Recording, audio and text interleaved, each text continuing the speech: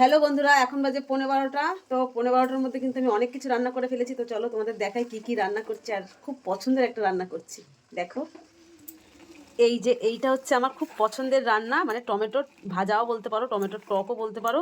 টমেটোর থেকে কিন্তু লঙ্কা বেশি, প্রচুর কাঁচা লঙ্কা দিয়ে ঝাল ঝাল টক টক একটা টমেটোর এই টক রেসিপিটা তোমাদের সঙ্গে শেয়ার করেছিলাম।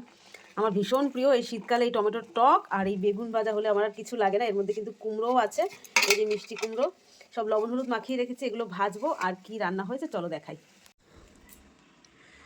ওই যে আমার শাশুড়ি মা বসে আছে, আর এদিকে রান্নাবান্না হয়ে গেছে, সকালের খাওয়া দাওয়া করব।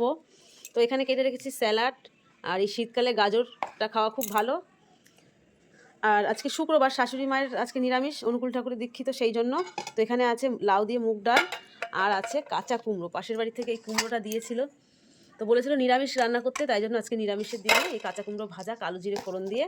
আর ভাত তো হয়েই গেছে। আর যদি কর্তামশাই মাছের জন্য বায়না করে তাহলে আমাকে মাছ রান্না করতে হবে, সেটা বেলার দিকে। তো এই যে নিরামিষ রান্নাটা করে গুছিয়ে তারপরে আমি মাছ রান্না করব। তো বন্ধুরা, শুভ সকালের অনেক শুভেচ্ছা। তোমরা সবাই ভালো থেকো আর এইভাবে আমাকে সাপোর্ট করে যেও। তো সকলকে বাই।